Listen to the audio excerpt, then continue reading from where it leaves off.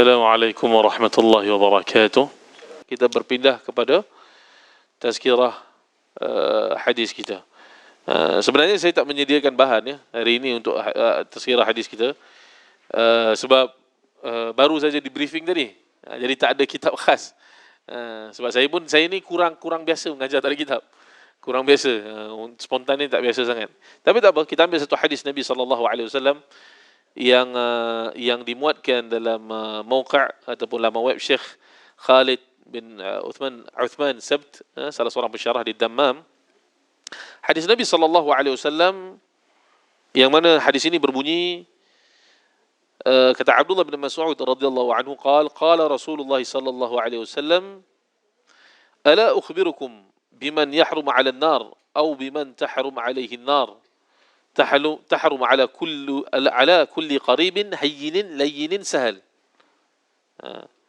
Kata Nabi sallallahu alaihi wasallam, yang seperti mana yang dilaporkan oleh Abdullah bin Mas'ud, adakah hendak aku memberitahu kalian siapa yang diharamkan daripada api neraka, atau siapa yang neraka itu diharamkan kepadanya?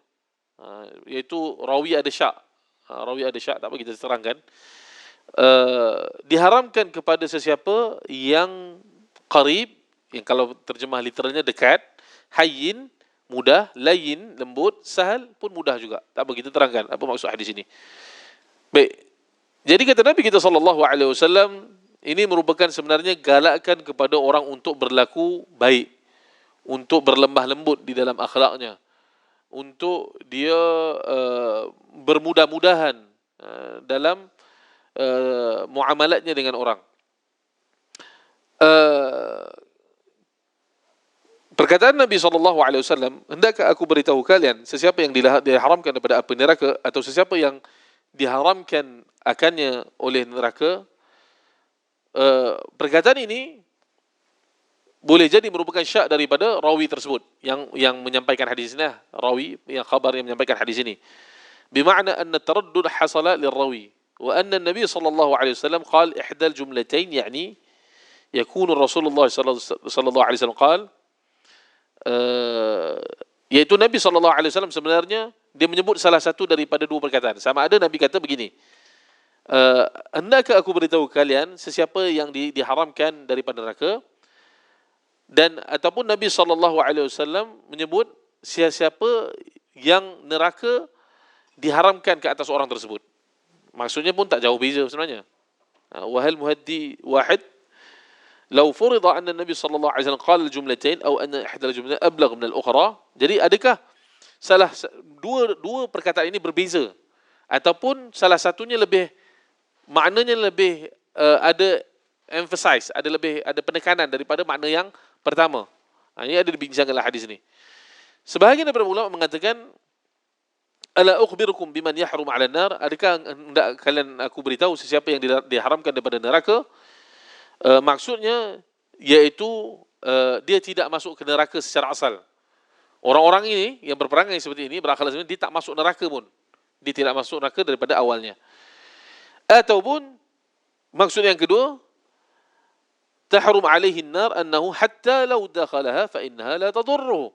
Ataupun maksud yang kedua, dia kalaupun dia masuk neraka, neraka tersebut tidak memberikan kesan kepadanya. Sebab dia tidak kerana neraka itu diharamkan kepada orang tersebut. Tetapi secara zahirnya, wallahu alam, maknanya satu, iaitu orang tersebut tidak diazab dengan api neraka. Tidak diazab dengan api neraka. Iaitu siapa yang tidak diazab dengan api neraka tersebut? Tidak diazab dengan orang yang pertama, qarib. Qarib ini iaitu orang annahu in waqa'a alaihi syai' min al-mazlama aw al-khata' aw nahwa dhalik fasturdiya yarda. Qarib iaitu orang yang jika kita melakukan kesalahan kepada dia, maka dia ini jika diminta keampunan, dia cepat lepaskan. Dia cepat lepaskan. Ini yang dimaksudkan hadis Nabi sallallahu alaihi wasallam, qarib. Apabila qarib, dekat ni maksud dekat kemaafan dia kepada kita. Diminta kemaafan, terus dapat. Itu yang pertama. Sebab ada manusia yang mana kalau kita buat salah dengan dia, sampai kiamatlah dia tak maafkan. Ini memang ada jenis manusia yang sebegitu. Jadi Nabi SAW hendak mengajarkan kita bahawa jangan bersifat sebegitu. Jangan bersifat sebegitu. Kerana ganjaran untuk orang yang mudah memaafkan ini, ganjarannya syurga Allah Subhanahu wa taala dan diharamkan daripada neraka. Adapun sahal, adapun yang mudah, di sini ada beberapa maksud juga. Maksudnya salah satu adalah yaitu dia mudah memberikan bantuan. Mudah memberikan bantuan. Suka tolong orang lah. Kalau orang minta tolong dia, cepat diberikan bantuan. Ini pun jenis sifat yang dipuji ataupun diharamkan daripadanya neraka. Wa ammal hayyin wal layyin fal hayyin huna sifatun madah. Hayyin ni sifat yang dipuji oleh Allah Subhanahu wa taala, yaitu maksudnya dekat dengan yang pertama itu, yaitu tidak sukar. Kita bermuamalah dengan dia tidak sukar untuk kita bermuamalah dengan, tidak banyak birokrasi.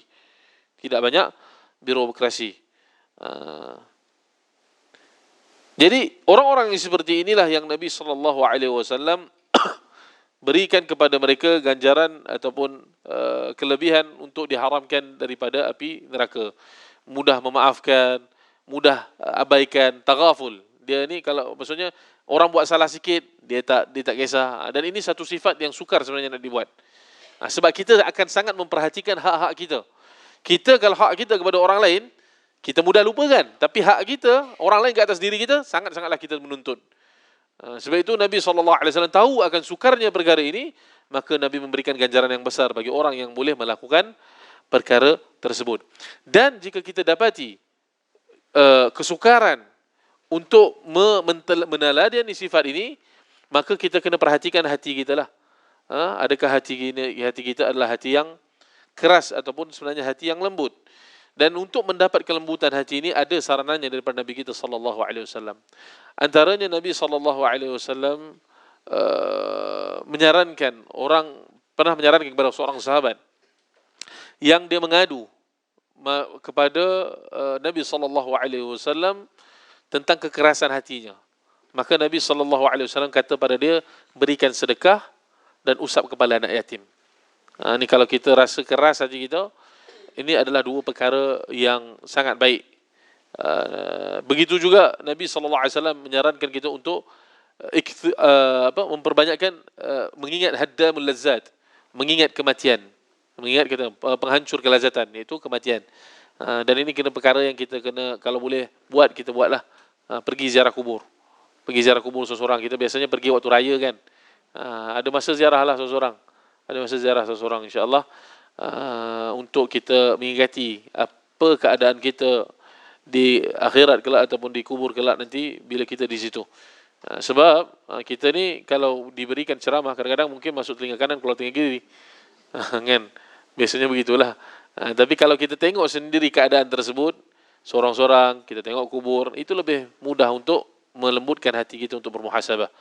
Sebab itu ni satu perkara yang baik. Jadi berbalik kepada hadis Nabi SAW yang memberikan sedekah dan mengusap kepala anak yatim tadi, Syekh Anis Tahir katakan, sebab itu saya dah sebutkan dah sebelum ni, saya tak ingat di sini atau di tempat lain, bahawa antara perkara yang kita boleh buat adalah kita pergi ke rumah-rumah anak yatim, keluarga budak-budak anak yatim tu nak jumpa, jangan sekadar berikan duit tersebut. Jumpa mereka, bagi duit tersebut secara personally, usap kepala mereka, untuk mendapatkan apa yang disebutkanlah hadis Nabi SAW ini. Jadi mudah-mudahan apabila kita melakukan perkara ini, hati kita mudah lembut dan insya-Allah kita juga boleh mengamalkan hadis ini. Hati kita ni mudah berlebih kurang dengan orang, mudah memaafkan dan sebagainya. Dan tidak ada alasan untuk kita katakan saya ni perangai memang keras daripada kecil. Tak ada. Tak ada alasan. Memang kasar dari kecil. Tak ada alasan, tuan-tuan. Yang paling garang Umar tu dia tak bagi alasan. Dia kalau dia nak berlaku kasar ke orang, dia memang iyalah banyaklah dia pernah rotan orang, dia pernah banyak dia buat. Tapi salah satu yang kita boleh contoh ambil ketika perbuatan Umar dengan ada Abu Maryam As-Sulali ataupun As-Sulami yang membunuh saudara kandungnya. Waktu itu Umar Al-Khattab radhiyallahu anhu sudah menjadi khalifah. Jadi dia panggil Abu Maryam ni, engkau ke yang bunuh saudaraku? Jadi dia kata, iyalah, aku yang membunuh dia. Jadi Umar kata, aku la uhibbuka hatta tuhibbul arda ad-dam al-masfuh. Aku tak akan suka engkau sampailah tanah ini atau bumi ini akan menyukai darah yang mengalir. Ini perbahasalah orang Arab. Iaitu orang Arab ni, sebab kita tengok darah ni, dia bila kena bumi, dia tak cepat terus serap. Dia coagulate, dia jadi pepejal kan. Jadi bila orang Arab tengok itu, dia kata tanah ni tak suka darah yang mengalir lah. Jadi Abu Maryam As-Sulali mengatakan, adakah bencinya engkau kepada aku ni akan menghalang hak aku dan sebagainya?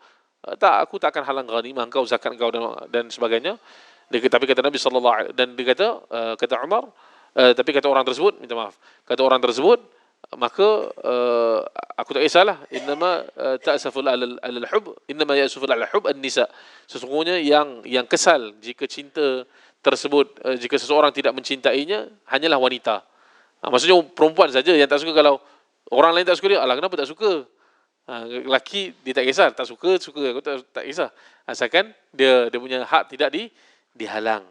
Jadi Umar, yang pentingnya kita nak ambil Umar Khattab radhiyallahu anhu, dia kalau nak berlaku keras, dia boleh berlaku keras dengan orang ni. Dia ada hak, dia ada kekuasaan. Tapi dia tahu syariat menghalangnya untuk melakukan perkara tersebut dan dia mengekang diri dia dengan batasan hukum syariat. Jadi tidak ada alasan lah untuk kita kata diri kita ni keras pada kecil dan sebagainya. Tidak. Sebab kata Nabi SAW, al-hilmu bit-tahallum. Sifat lembut ini dengan kita menjadikan diri kita lembut. Boleh dilatih. Wallahu ta'ala a'la wa'ala. Kita selesaikan dengan tasbih kepada subhanakallahumma wa bihamdika asyhadu an la ilaha illa anta astaghfiruka wa atubu ilaik. Sallallahu alaihi wasallam Muhammad wa ala alihi washabbihi ajma'in. Walhamdulillahirabbil alamin.